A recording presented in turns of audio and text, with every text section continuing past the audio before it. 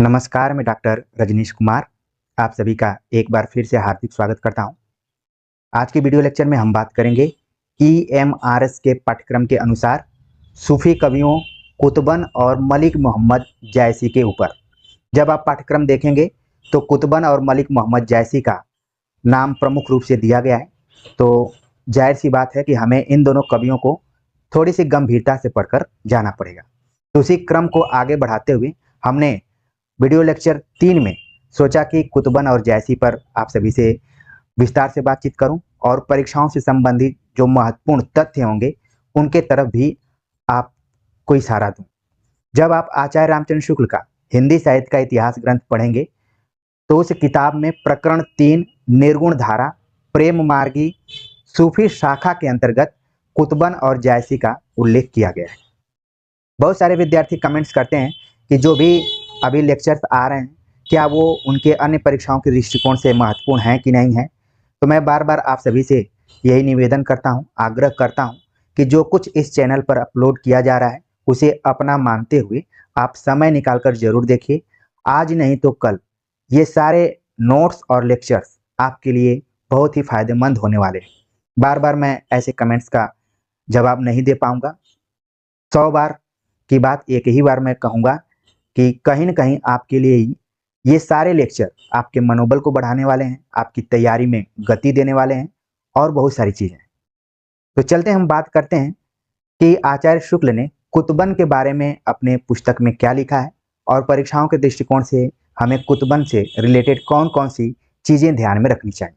जब आप पुस्तक पढ़ेंगे तो इसका पहला पॉइंट यहाँ पर है कि कुतुबन चिश्ती वंश के शेख बुरहान के शिष्य थे और जौनपुर के बादशाह हुसैन शाह के आश्रित थे। पहला ही वाक्य आप देख रहे हैं कि बहुत ही ध्यान देने वाला वाक्य है। सवाल पूछा जा सकता है कि कुतुबन किस वंश से जुड़े हुए थे, तो चिश्ती संप्रदाय। जब आप सूफी काव्य पढ़ेंगे तो उसमें कई संप्रदायों की चर्चा की गई है, कई वंशों की चर्चा की गई है। कम से कम आप देखेंगे कि 4 से 5 संप्रदाय हैं जिनसे कोई न कोई कवि जुड़ा हुआ है। जहां तक कुतुबन की हम बात करें तो इनका संबंध चिश्ती संप्रदाय से रहा है। इनके गुरु यानी कि ये किसके शिष्य थे? शेख बुरहान के। तो दूसरा तथ्य आपको बिल्कुल ध्यान में रखना है। कुतुबन किस जिले से जुड़े हुए थे? उत्तर प्रदेश के जौनपुर जिले से इनका संबंध था और इनके जो राजा थे या फिर ये जिसके दरबार में रहा करते थे उनका नाम था हुसैन शाह, जो कि जौनपुर में शासन कर रहे थे।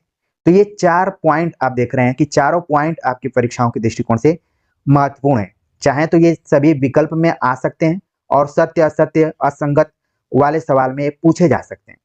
आप यूजीसी नेट की तैयारी कर रहे हैं तो भी यहाँ पर आप देख सकते हैं कि ऐसे ही वर्तमान समय में बदलते हुए पैटर्न में सवाल पूछे जा रहे हैं। तो पहले पॉइंट से ही आपके मन मस्तिष्क में कुतुबन से संबंधित कई जानकारियां बैठ गई होंगी कि ये चिश्ती संप्रदाय से थे। इनके गुरु का नाम शेख बुरहान था, जौनपुर के बादशाह हुसैन शाह के आश्रित थे। अब बात आती है कि इनका समय कब रहा होगा। इनका समय विक्रम की 16वीं शताब्दी का मध्य भाग यानी संवत 1550 था। संवत 1550 को जब हम ईस्वी में बदलते हैं तो समय निकलता है 1493 ईस्वी। यानी कि कुतुबन का जो समय रहा है 1493 ईस्वी के आसपास में रहा है। इनकी खास रचना कौन सी है जिसके वजह से कुतुबन को जाना जाता है? इन्होंने मृगावती नाम की एक कहानी चौपाई दोहे के क्रम से सन 909 हिजरी संवत में लिखी। संवत में अगर बदलेंगे हिजरी संवत को तो 1558 आएगा, जिसको ईस्वी में बदलेंगे तो 1501 ईस्वी। यहाँ पर 2-3 चीजें आपको ध्यान में रखनी है कि जब भी आप सूफी काव्य को पढ़ेंगे तो उसमें हिजरी संवत का उल्लेख बार बार किया जाता है। जैसे आप पद्मावत भी पढ़ेंगे, मलिक मोहम्मद जैसी को पढ़ेंगे तो वहां पर भी हिजरी संवत 947 की चर्चा की जाती है। यहाँ पर देख रहे हैं कि 909 की चर्चा की गई है हिजरी संवत में। इसी को जब हम बदलते हैं तो 1501 ईस्वी होता है और संवत में जब बदलते हैं तो 1558 संवत होता है। तो देखिए बदलते हुए पैटर्न में सवाल पूछा जा सकता है कि मृगावती की रचना कुतुबन ने किस हिजरी में किया था। तो आपको 909 बिल्कुल ध्यान में रखना है, 909। हिजरी में मृगावती लिखी गई। अगर ईस्वी में पूछा जाएगा तो 1501 ईस्वी। अगर संवत में पूछा जाएगा तो 1558 संवत में ये रचना हुई थी। कैसी थी? एक कहानी के तौर पर इस रचना को किया गया था।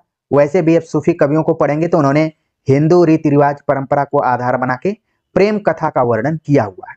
ठीक है, इसकी जो शैली रही है वो है चौपाई दोहे के क्रम में इन्होंने लिखा हुआ है। तो चौपाई अलग छंद है और दोहा क्या है? अलग छंद है। दोनों का अलग अलग लक्षण है।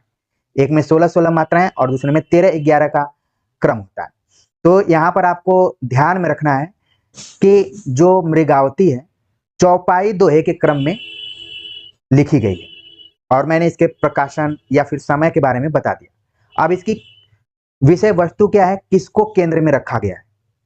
मृगावती में चंद्रनगर के राजा गणपति देव के राजकुमार और कंचनपुर के राजा रूप मुरारी की कन्या मृगावती की प्रेम कथा का वर्णन है। यहां तक के तथ्य को बिल्कुल आपको ध्यान में रखना है। अलग अलग अपने कॉपी पर आप नोट भी कर सकते हैं कि इसमें 2 नगर की बात की गई। एक तो है चंद्रनगर, यहाँ के राजा हैं गणपति देव, जिनके राजकुमार, उनका नाम नहीं दिया गया बल्कि पिता के नाम से ही यहाँ पर जाना जा रहा है कि चंद्रनगर के राजा गणपति देव के राजकुमार और कंचनपुर के राजा रूप मुरारी की कन्या मृगावती की प्रेम कथा है। तो मृगावती का नाम यहाँ पर दे दिया गया। उसका संबंध कहाँ से है? कंचनपुर से। और उनके पिताजी का नाम है रूप मुरारी। और चंद्रनगर के राजा गणपति देव के राजकुमार, यानी कि राजकुमार और मृगावती, इन दोनों की प्रेम कथा का वर्णन किया गया है। दोनों नगरों का नाम बिल्कुल ध्यान में रख लीजिए। हो सकता है कि पूछा जाए कि चंद्रनगर और कंचनपुर का उल्लेख किस सूफी काव्य में किया गया है, तो तुरंत आपके दिमाग में आना चाहिए कि यह है मृगावती। इस कहानी में कुतुबन ने क्या बताया है? इस कहानी के द्वारा कवि ने प्रेम मार्ग के त्याग और कष्ट का निरूपण करके साधक के भगवत प्रेम का स्वरूप दिखाया है। बीच बीच में सूफियों की शैली पर बड़े सुंदर रहस्यमय आध्यात्मिक आभास भी इस रचना में मिलते हैं। तो आप देख रहे हैं कि मृगावती जो काव्य है ये प्रेम कथा वर्णन पर है और इसमें प्रेम मार्ग के त्याग और कष्ट दोनों का निरूपण करके भगवत प्रेम का स्वरूप दिखाया गया है। और कवि ने बीच बीच में सूफियों की जो शैली है उसका बहुत ही सुंदर तरीके से रहस्यमय आध्यात्मिक का जो भाव है उसका भी यहाँ पर आभास दिलाया है। अगर कहानी की हम बात करें तो इसकी संक्षिप्त कहानी है, बड़ी ही इंटरेस्टिंग है। अगर पिछले साल के क्वेश्चन पेपर को आप देखेंगे तो 1-2 सवाल इसकी कथा वस्तु से आया हुआ है। जैसा कि हमने बताया कि मृगावती की कथा वस्तु यहाँ पर देखिए चंद्रनगर ऊपर दिया गया है और यहाँ पर चंद्रगिरी दे दिया गया है। एक ही किताब में ज्यादा आप देख रहे हैं कि एक पेज भी अंतर नहीं है, फिर भी शब्दों का हेरफेर हो गया है। तो आपको चंद्रनगर और चंद्रगिरी दोनों को एक तरीके से एक ही मानना है। चंद्रगिरी के राजा गणपति देव का पुत्र और कंचन नगर के राजा रूप मुरारी की मृगावती नाम की राजकुमारी पर मोहित हुआ। कथा आप ध्यान में रखिए कि चंद्रगिरी के राजा गणपति देव का पुत्र कंचन नगर के राजा रूप मुरारी की जो पुत्री है मृगावती, उन पर मोहित हुआ। मृगावती जो है एक कला के लिए खास जानी जाती हैं। यह राजकुमारी उड़ने की विद्या जानती थी। ये देखिए छोटा सा वाक्य है लेकिन आगे की परीक्षाओं के लिए बड़ा ही इंपॉर्टेंट है। पूछा जा सकता है कि किस सूफी काव्य में नायिका उड़ने की कला जानती है, तो तुरंत अब आप बता देंगे कि अब मृगावती नाम की जो रचना है या फिर काव्य है उसकी राजकुमारी उड़ने की विद्या जानती है। ये देखिए इंपॉर्टेंट है। जो भी चीजें मैं बता रहा हूं आप सभी के पास किताबें उपलब्ध होंगी, लेकिन पढ़ते वक्त कैसे नोट्स बनाया जाता है और उन तथ्यों की तरफ कैसे ध्यान दिलाया जाता है, यही मकसद है यहाँ पर हमारा आप सभी से जुड़ने का। तो मृगावती उड़ने की विद्या जानती थी। अनेक कष्ट झेलने के उपरांत राजकुमार उसके पास तक पहुंचा, पर एक दिन मृगावती राजकुमार को धोखा देकर कहीं उड़ गई, क्योंकि वो उड़ने की विद्या जानती थी। राजकुमार उसकी खोज में योगी होकर निकला। अब यहां पर आपको ध्यान में रखना है कि जहां मृगावती जो है उड़ने की कला जानती है, ठीक है, वहीं राजकुमार उसकी खोज में क्या बनकर जाता है? योगी बनकर जाता है। इसी तरीके से जब आप पद्मावत पढ़ेंगे तो वहां पर राजा रतन सेन भी देखेंगे आप कि योगी का वेश धारण करके लगभग 16,000 योगियों के साथ निकल पड़ते हैं पद्मावती की खोज में। तो कहीं न कहीं ये जो रचना है अपने परवर्ती रचनाओं को भी प्रभावित किया है। राजकुमार मृगावती की खोज में योगी होकर निकल पड़ा। समुद्र से घिरी एक पहाड़ी पर पहुंचकर उसने रुक्मणी नाम की एक सुंदरी को एक राक्षस से बचाया। कहानी में मोड़ आता है कि राजकुमार निकला है मृगावती की खोज में, लेकिन उसे एक पहाड़ी पर रुक्मणी नाम की एक सुंदरी से परिचय होता है और वो संकट में है, एक राक्षस के चंगुल में फंसी हुई है, उससे राजकुमार बचाता है। ये सारे तथ्य आपकी परीक्षाओं के लिए महत्वपूर्ण है। अगर इन तथ्यों को नहीं ध्यान में रखेंगे तो यही तथ्य आपको परेशान करने लगेंगे। तो रुक्मणी एक नई पात्र आप देख रहे हैं कि मृगावती में है। मृगावती तो एक है ही, दूसरे नंबर पर रुक्मणी को भी ध्यान में रखना है, जिसकी रक्षा राजकुमार करता है, जो कि चंद्रनगर के गणपति देव के पुत्र के रूप में है। अंत में क्या होता है, जैसे फिल्मों में होता है कि नायक नायिका को बचाता है और फिर नायिका की शादी नायक से हो जाती है, यहाँ पर भी कुछ वही है। उस सुंदरी के पिता ने राजकुमार के साथ उसका विवाह कर दिया। आप देख रहे हैं कि मृगावती के बाद रुक्मणी दूसरी पत्नी के रूप में राजकुमार की हो जाती है। अंत में राजकुमार उस नगर में पहुंचा जहां अपने पिता की मृत्यु पर राज सिंहासन पर बैठकर मृगावती राज्य कर रही थी। राजकुमार खोजते खोजते पहुंच गया और देखा कि मृगावती जो है अपने पिता के निधन के बाद वहां की रानी बन चुकी है, और वहां पहुंच जाता है वो और लगभग 12 वर्ष रहता है। इस 12 को जरूर ध्यान में रखिए। राजकुमार मृगावती के साथ 12 वर्ष रहता है। पता लगाने पर राजकुमार के पिता ने घर बुलाने के लिए दूत भेजा। बीच में राजकुमार के पिता भी परेशान है कि आखिरकार गया कहाँ, तो उसको घर बुलाने के लिए एक दूत भेजा गया। जैसे ही पता चला, राजकुमार पिता का संदेशा पाकर मृगावती के साथ चल पड़ा और उसने मार्ग में रुक्मिणी को भी ले लिया। यानी कि आप देख रहे हैं कि राजकुमार अकेले जाकर राज्य कर रही मृगावती से मिलता है, रुक्मिणी नहीं गई है। लेकिन जैसे ही पिता का संदेश इसको मिलता है, मृगावती को साथ लेकर चलता है और रास्ते में रुक्मिणी को भी ले लेता है।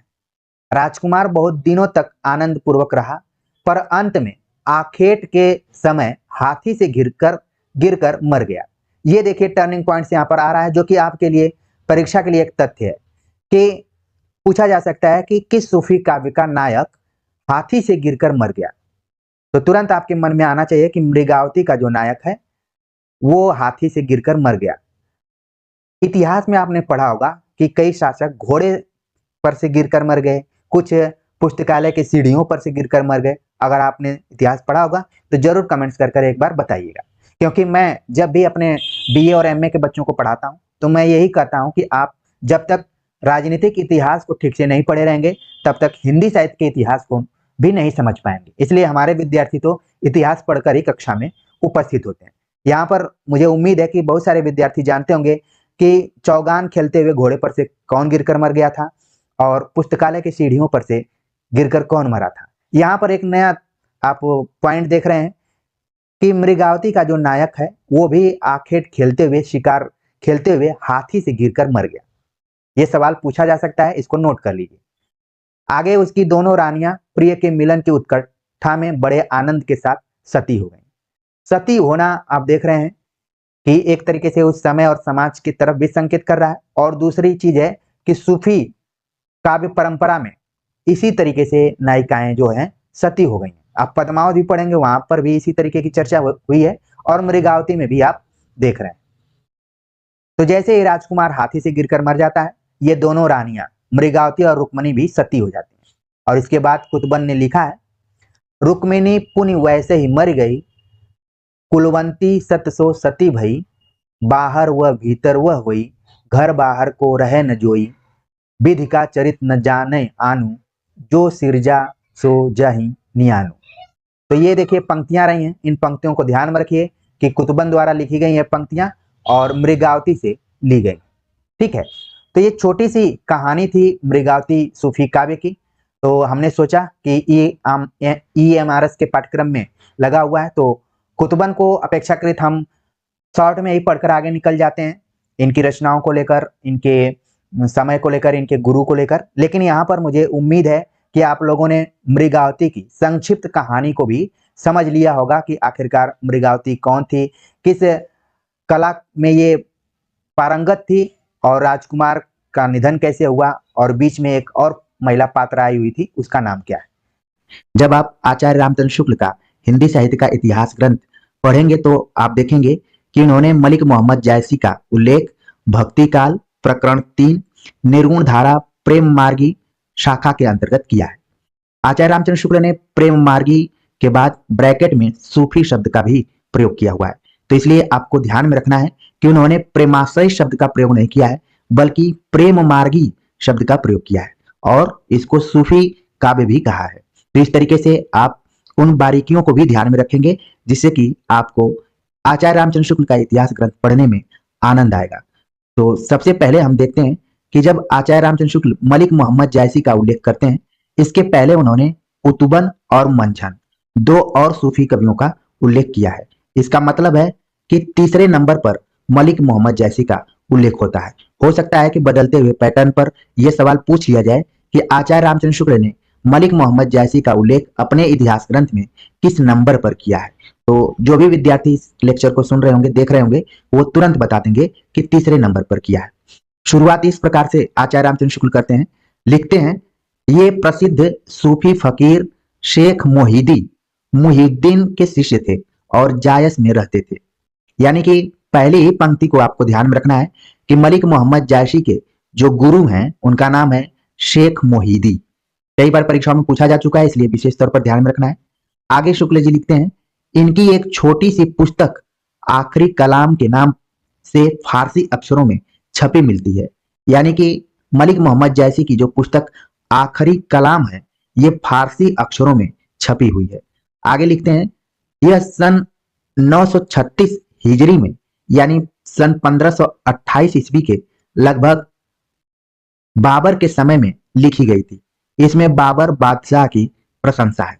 कई बार परीक्षा में सवाल पूछा जा चुका है कि मलिक मोहम्मद जायसी ने अपनी किस पुस्तक में या अपने किस ग्रंथ में बाबर की प्रशंसा की है।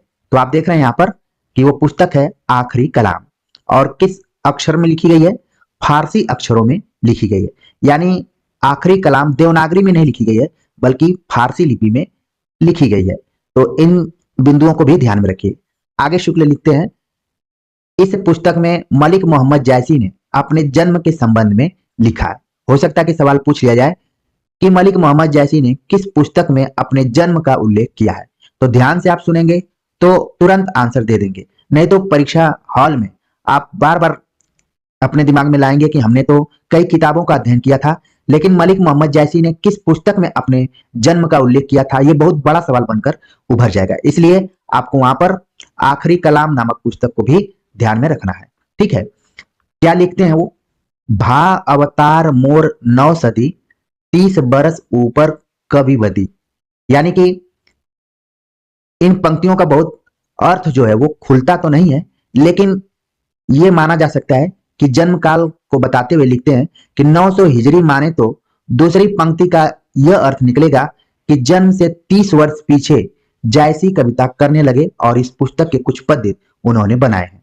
यानी कि जब मलिक मोहम्मद जायसी लगभग 30 साल के आसपास में थे, तब उन्होंने कविता लिखना शुरू किया था। और सबसे पहले यहाँ पर आप देख रहे हैं आखिरी कलाम का ही उल्लेख हुआ है। इसके बाद हम बात करते हैं, आचार्य रामचंद्र शुक्ल जी लिखते हैं, जायसी का सबसे प्रसिद्ध ग्रंथ है पद्मावत।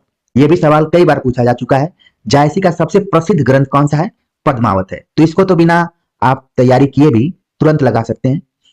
जिसका निर्माण काल कवि ने इस प्रकार दिया है। यानी कि मलिक मोहम्मद जायसी ने पद्मावत के प्रकाशन या निर्माण काल के बारे में खुद बताया हुआ है। एक यहाँ पर पंक्ति दी गई है, सन 927 आहा कथा आरंभ बैन कवि कहा।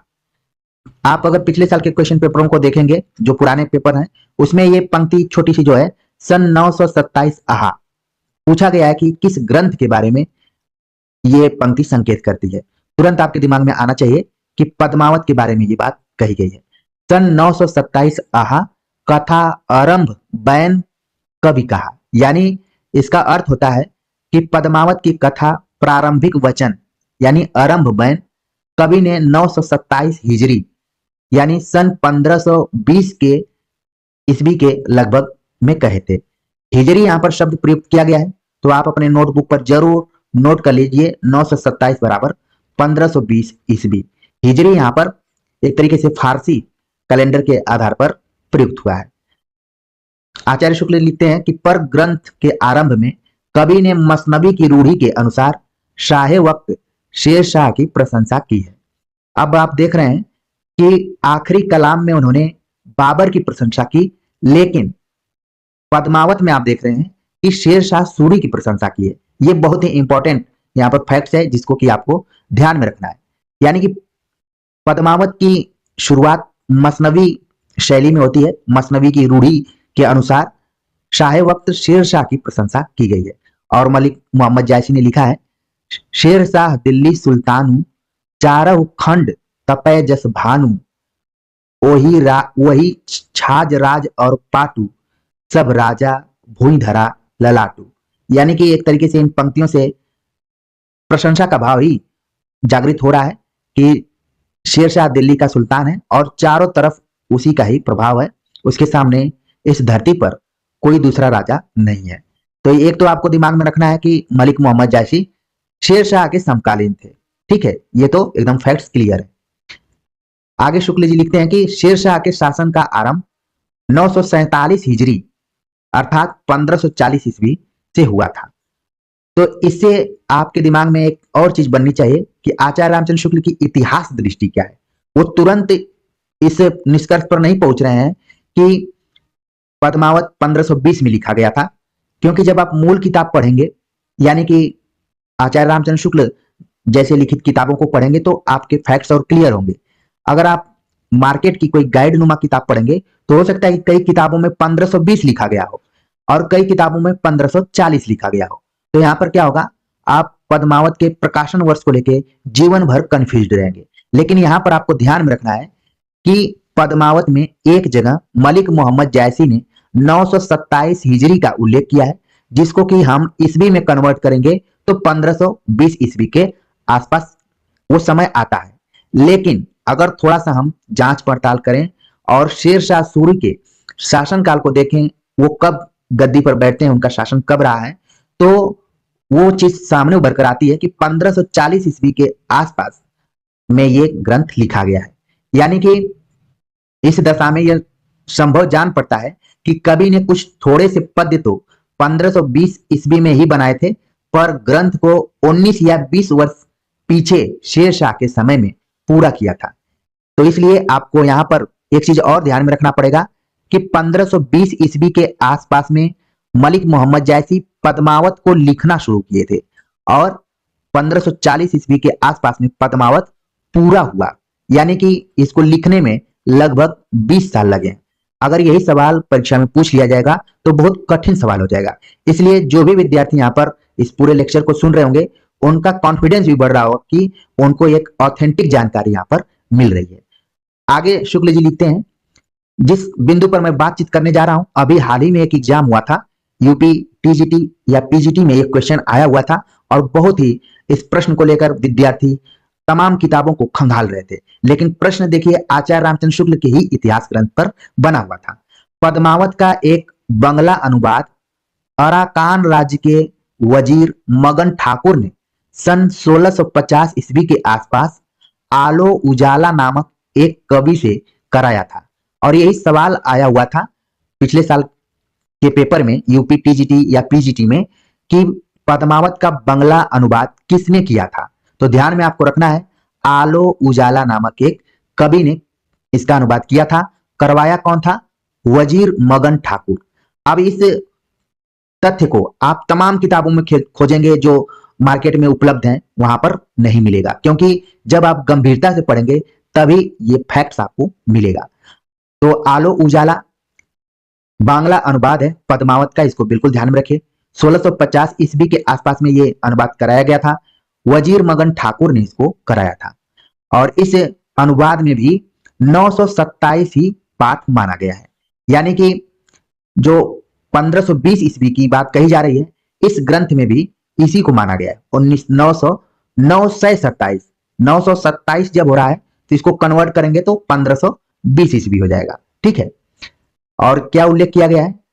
शेख मोहम्मद जति जखन रचिल ग्रंथ संख्या 27 नवशत।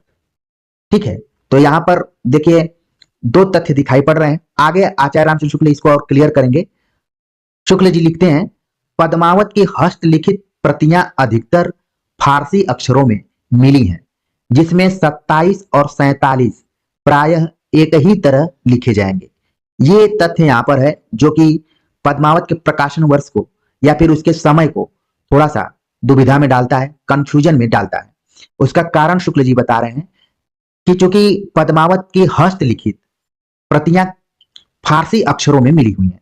ये भी परीक्षा के दृष्टिकोण से बहुत ही इंपॉर्टेंट फैक्ट्स है। वैसे तो हम लोग तुरंत बता देते हैं कि पद्मावत अवधी भाषा में लिखा गया है और वो भी भाषा ग्रामीण अवधी है, लेकिन अगर हम हस्तलिखित प्रतियों की बात करेंगे तो फारसी अक्षरों में मिली हुई हैं, जहां पर 27 और 47 दोनों को लगभग एक ही तरह लिखा जाता है, तो इसलिए यहां पर कंफ्यूजन हो गया है। शुक्ल जी लिखते हैं कि इसमें कुछ लोगों को यह भी अनुमान है कि 47 को लोगों ने भूल से 27 पढ़ लिया है। ये देखिए यहां पर एक और फैक्ट है कि उसी 47 को 27 लोगों ने पढ़ लिया और उसका गलत पाठ करना शुरू कर दिया है। यानी कि आचार्य रामचंद्र शुक्ल ये मानते हैं कि 1540 ईस्वी में ही पद्मावत के समय को माना जाना चाहिए। तो इस चीज को आप ध्यान में रख सकते हैं। आगे लिखते हैं, जैसी अपने समय के सिद्ध फकीरों में गिने जाते थे। मान लीजिए इतना ही दूर तक ये कोटेशन पूछ लिया जाए कि किसका है, तो तुरंत आप बता देंगे कि आचार्य रामचंद्र शुक्ल का है। जैसी अपने समय के सिद्ध फकीरों में गिने जाते थे। अमेठी के राजघराने में इनका बहुत मान था। जीवन के अंतिम दिनों में जैसी अमेठी से 2 मील दूर एक जंगल में रहा करते थे, वहीं इनकी मृत्यु हुई।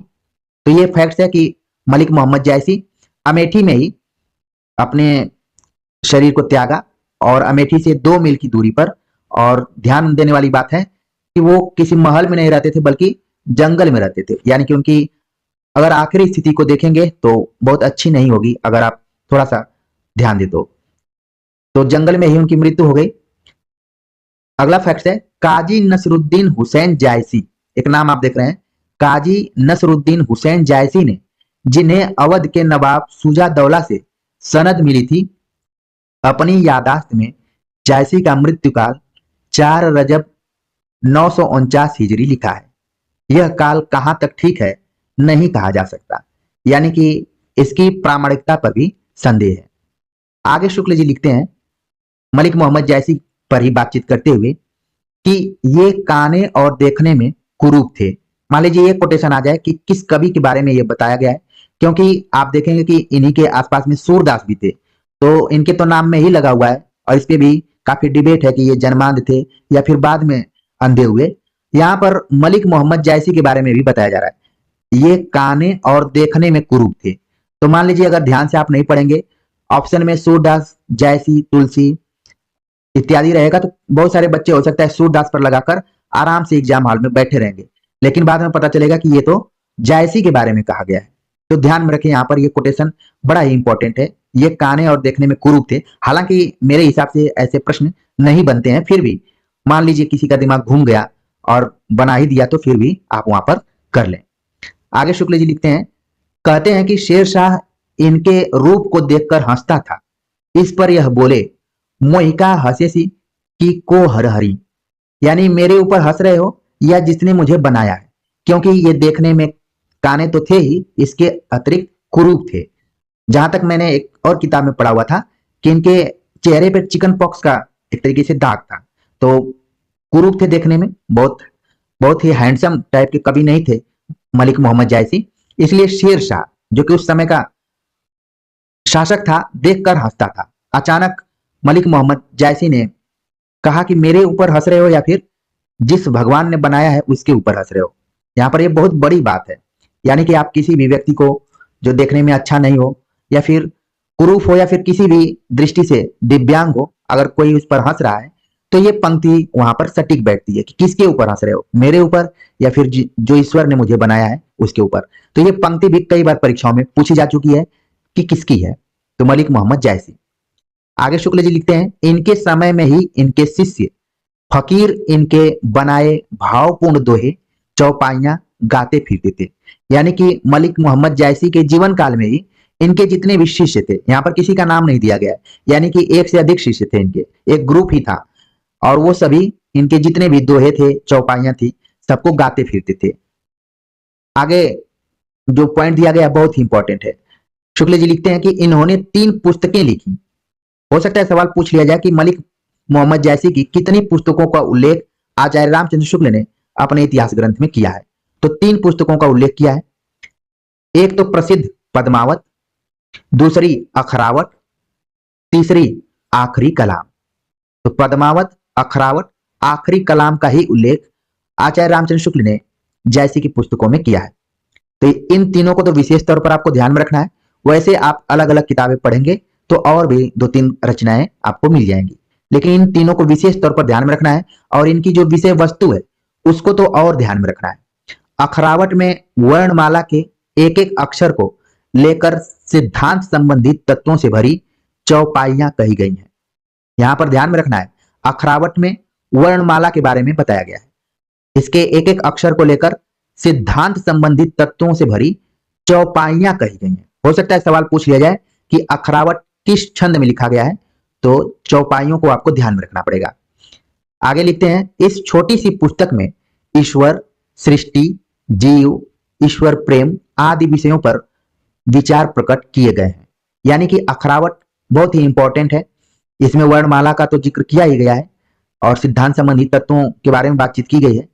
इसके अतिरिक्त इस छोटी सी पुस्तक में ईश्वर, सृष्टि, जीव और प्रेम के बारे में भी विचार किया गया है। अगली पुस्तक है आखिरी कलाम। आखिरी कलाम में कयामत का वर्णन है, और हमने ऊपर आप सभी को अभी बताया कि इसमें उन्होंने बाबर की भी प्रशंसा की है। तो इस तथ्य को भी आपको अपने दिमाग में रखना है, ये नहीं कि तुरंत भूल जाना है। ठीक है, आखिरी कलाम में कयामत का भी वर्णन है और बाबर की प्रशंसा भी की गई है। कई बार यह सवाल पूछा जा चुका है, कयामत का वर्णन किस पुस्तक में मलिक मोहम्मद जायसी ने किया है। पुस्तक की जगह पर कई बार ग्रंथ भी लिख दिया जाता है, तो कयामत का वर्णन आखिरी कलाम में किया गया है। आगे शुक्ल जी लिखते हैं, जायसी की अक्षय कीर्ति का आधार है पद्मावत। अगर सही मायने में कहा जाए तो जो जायसी की कीर्ति है, यश है, यानी जायसी जिसके लिए जाने जाते हैं, वो पुस्तक है पद्मावत, जिसके पढ़ने से यह प्रकट होता है कि जायसी का हृदय कैसा कोमल और प्रेम की पीर से भरा हुआ था। कई बार सवाल पूछा गया है कि मलिक मोहम्मद जायसी को प्रेम की पीर का कवि किसने कहा है। तो अब यहां पर आप सभी को बिल्कुल क्लियर हो गया होगा कि आचार्य रामचंद्र शुक्ल ने कहा है। और आप देखेंगे कि आचार्य रामचंद्र शुक्ल जब घनानंद के बारे में चर्चा करते हैं, आलम बोधा ठाकुर के बारे में चर्चा करते हैं, तो वहां भी इस शब्द का प्रयोग करते हैं। इसलिए बड़ा कंफ्यूजन सा होने लगता है कि प्रेम की पीर कवि किसको किसको कहा जाता है। तो फिलहाल आप यहां पर देख रहे हैं कि आचार्य रामचंद्र शुक्ल ने प्रेम की पीर शब्द का यूज मलिक मोहम्मद जायसी के संदर्भ में किया हुआ है। आगे वे लिखते हैं, क्या लोक पक्ष में क्या आध्यात्म पक्ष में दोनों ओर उसकी गूढ़ता, गंभीरता और सरसता विलक्षण दिखाई देती है। यानी पद्मावत जायसी की अक्षय कीर्ति का आधार है, इसमें प्रेम का महत्व प्रतिपादित किया गया है। जायसी का हृदय कैसा कोमल था इस पद्मावत से भी पता चलता है। पद्मावत में लोक पक्ष, आध्यात्म पक्ष दोनों को बहुत ही गुणता, गंभीरता और सरसता के साथ प्रस्तुत किया गया है। आगे वो कबीर दास से तुलना करते हुए लिखते हैं, यानी आचार्य रामचंद्र शुक्ल लिखते हैं, कबीर ने अपनी झाड़ फटकार के द्वारा हिंदुओं और मुसलमानों के कट्टरपन को दूर करने का जो प्रयास किया वह अधिकतर चिढ़ाने वाला सिद्ध हुआ, हृदय को स्पर्श करने वाला नहीं। यहां पर एक बार फिर से आचार्य रामचंद्र शुक्ल ने कबीर को याद किया है। कबीर को याद करते हुए कहते हैं कि कबीर ने भी हिंदुओं और मुसलमानों को एकजुट रहने का प्रयास करवाया, लेकिन वो जो भी प्रयास उन्होंने किया अधिकतर चिढ़ाने वाला ही सिद्ध हुआ, हृदय को स्पर्श करने वाला नहीं हुआ। आगे लिखते हैं, ये जो कोटेशन मैंने अभी बताया ये भी कई बार परीक्षाओं में पूछा जा चुका है कि ये किसका कोटेशन है, तो तुरंत आप ध्यान में रखिए कि आचार्य रामचंद्र शुक्ल का ये कोटेशन है। आगे लिखते हैं कि मनुष्य मनुष्य के बीच जो रागात्मक संबंध है वह उसके द्वारा व्यक्त न हुआ, अपने नित्य के जीवन में जिस हृदयाभास का अनुभव मनुष्य कभी कभी किया करता है, उसकी अभिव्यंजना उससे न हुई। ये भी मलिक मोहम्मद जायसी के संदर्भ में आचार्य रामचंद्र शुक्ल लिखते हैं। आगे वे तुलना करते फिर से लिख रहे हैं, कुतुबन, जायसी आदि इन प्रेम कहानी के कवियों ने प्रेम का शुद्ध मार्ग दिखाते हुए उन सामान्य जीवन दशाओं को सामने रखा जिनका मनुष्य मात्र हृदय पर एक सा प्रभाव दिखाई पड़ता है।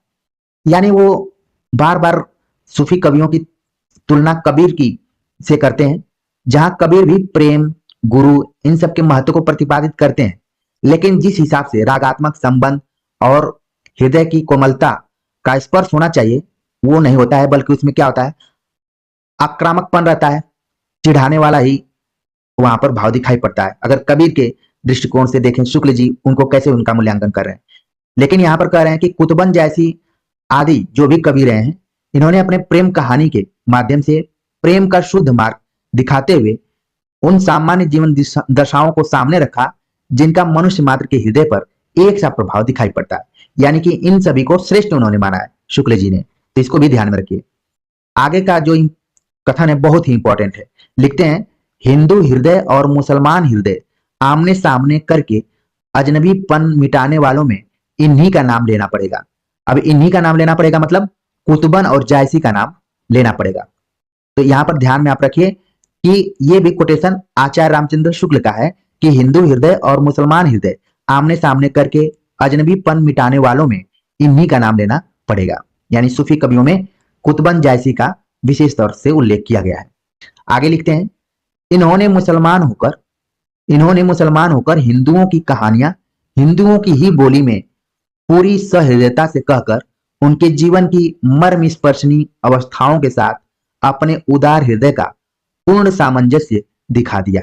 यह कथन बहुत बार पूछा जा चुका है कि किसका है, तुरंत आपके दिमाग में आ गया होगा, आचार्य रामचंद्र शुक्ल मलिक मोहम्मद जायसी के संदर्भ में। आगे लिखते हैं, कबीर ने केवल भिन्न प्रतीत होती हुई परोक्ष सत्ता की एकता का आभास दिया था, प्रत्यक्ष जीवन की एकता का दृश्य सामने रखने की आवश्यकता बनी थी, यह जायसी द्वारा पूरी हुई। इस कथन को आपने पिछले साल के क्वेश्चन पेपर में कहीं न कहीं जरूर देखा होगा, यूजीसी नेट में यह कथन आ चुका है। यानी आचार्य रामचंद्र शुक्ल लिखते हैं, कबीर ने केवल भिन्न प्रतीत होती हुई परोक्ष सत्ता की एकता का आभास दिया था, प्रत्यक्ष जीवन की एकता का दृश्य सामने रखने की आवश्यकता बनी थी, यह जायसी द्वारा पूरी हुई। यानी कि जिस चीज की शुरुआत कबीर ने किया था उसको पूरा किया जायसी ने। दोनों का रास्ता अलग अलग था, लेकिन जो उद्देश्य था वो एक ही था, प्रेम का प्रतिपादन करना। ठीक है, प्रेम को स्थापित करने के लिए कबीर कई बार आक्रामक हो जाते थे, दोनों समुदायों को समझाते थे, लेकिन मलिक मोहम्मद जायसी बड़े ही कोमलता के साथ, बड़े ही पूर्ण सामंजस्य के साथ, और उसमें हृदय के बार बार हृदय पर जोर दिया जा रहा है, हृदय का पूर्ण सामंजस्य दिखाकर प्रेम को स्थापित किया है। तो कोटेशंस को बिल्कुल ध्यान में रखिए, बार बार मैं कई बार रिपीट करता हूं कथनों को ताकि आपके दिमाग में ये बैठती जाए, और परीक्षा में जैसे ही आप देखें तुरंत आप चहक उठें कि हमने इसको पढ़ा है। अनुराज हिंदी एकेडमी में हमने इन कथनों को पढ़ा था। हालांकि आपके पास पुस्तक होगी, आप अपने से भी पढ़ सकते हैं, लेकिन जब कोई चीज किसी के द्वारा बताई जाती है तो वो दिमाग में बड़ी तेजी के साथ बैठती है, और यही है प्रेम का प्रतिपादन। अगर आप आत्मीय लगाव के साथ पूरे वीडियो लेक्चर को देखेंगे तो आपको इस चैनल से प्रेम हो जाएगा। तो उम्मीद है कि आज का ये वीडियो लेक्चर आप सभी को पसंद आया होगा। मिलते हैं एक नए टॉपिक के साथ, तब तक के लिए नमस्कार।